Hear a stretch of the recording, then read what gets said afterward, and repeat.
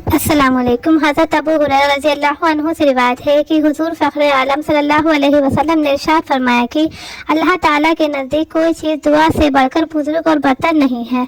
हज़रत अनस से रिवायत है कि हज़रत रसूल अकरम सल्लल्लाहु अलैहि वसल्लम ने इरशाद फरमाया कि दुआ इबादत का मोजिज़ा है। हज़रत अबू हुरैरा रज़ी अल्लाह अन्हु से रिवायत है कि हुज़ूर पुनूस सुरूर आलम हज़रत मोहम्मद मुस्तफ़ा सल्लल्लाहु अलैहि वसल्लम ने इरशाद फरमाया कि जो शख्स अल्लाह ताला से सवाल नहीं करता, अल्लाह ताला शानो उस पर गुस्सा होते हैं। इन हदीस शरीफ में दुआ की फजीलत अहमियत बयान फरमाई है।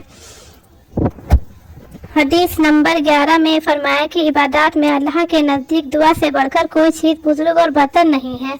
और हदीस नंबर 100 में फरमाया कि दुआ इबादत का मुअज़्ज़िज़ है।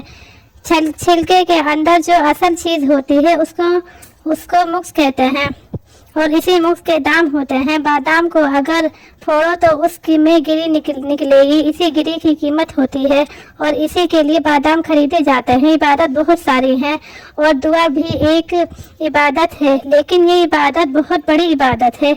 इबादत ही नहीं, इबादत का मुक्स है और असल इबादत है, क्योंकि इबादत की हकीकत यह है कि अल्लाह जल्ल शानु के हुजूर में बंदा अपनी आजिज़ी और जिल्लत पेश करे और खुशू यानी ज़ाहिर और बातिन के झुकाने के साथ बारगाह बेनियाज मंदी के साथ हाजिर हो। चूँकि ये आजिज़ी वाली हुजूरी दुआ में सब इबादतों से ज़्यादा पाई जाती है, इसलिए दुआ को इबादत का मुक्स फरमाना बिल्कुल सही है।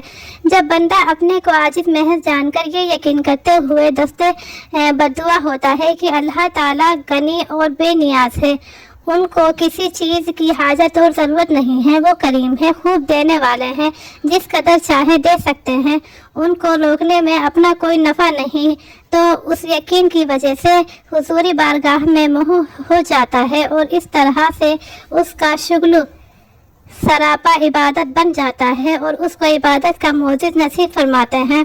हदीस नंबर 101 में फरमाए कि जो शख्स अल्लाह से सवाल नहीं करता, अल्लाह उससे नाराज़ हो जाता है, क्योंकि दुआ में बंदे की आजिज़ी और हाजतमंदी का इकरार होता है और इस यकीन का इजहार होता है कि अल्लाह ताला ही देने वाला है और वो बड़ा दाता है।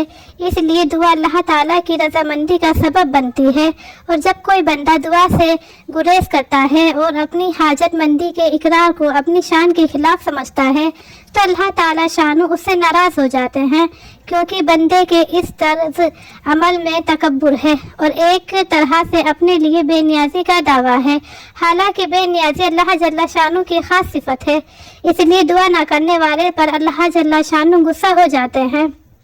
बंदे का काम है कि अपने परवरदिगार से मांगा करे और मांगता ही रहे। एक हदीस में है कि सुरूर आलम हज़रत मोहम्मद मुस्तफ़ा सल्लल्लाहु अलैहि वसल्लम ने फरमाया कि बिलाशुबा जो मुसीबत नाजिल हो गई, दुआ उसके दफ़े में नफ़ा देती है और जो मुसीबत नाजिल नहीं हुई है उसके लिए भी नफ़ा देती है, यानी आई मुसीबत दुआ की वजह से टल जाती है।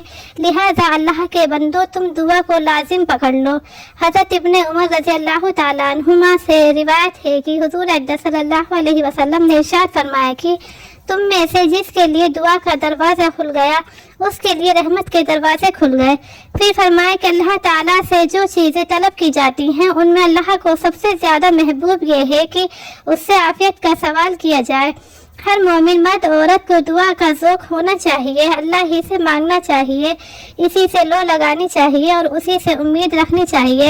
हज़रत अबू हुरैरा रज़ी अल्लाह अन्हु से रिवायत है कि हुज़ूर अक़दस सल्लल्लाहु अलैहि वसल्लम ने इरशाद फरमाया कि जब तुम में से कोई शख्स दुआ करे तो यूँ ना कहे कि ए अल्लाह तू चाहे तो बख्श दे, बल्कि मजबूती के साथ सवाल करे और जो कुछ मांग रहा हो पूरी रग़बत से मांगे, क्योंकि अल्लाह ताला को किसी चीज़ का अता फरमा देना मुश्किल नहीं है। ये बात कहना कि ए अल्लाह जो तू चाहे मगफिरत फरमा दे और जो तू चाहे दे दे, बिल्कुल गलत बात है, क्योंकि अल्लाह ताला जो कुछ देगा अपनी मशीयत और इरादे से देगा, इसके इरादे के बगैर कुछ नहीं हो सकता। हर चीज़ का वजूद महज इसके इरादे से है, जो चाहे करे, इसका कोई मजबूर करने वाला नहीं है। दुआ करने वाले को अपनी रग़बत पूरी तरह ज़ाहिर करना चाहिए और मजबूती से दुआ करनी चाहिए कि ए अल्लाह मुझे ज़रूर दे, मेरा मकसद पूरा फरमा दे।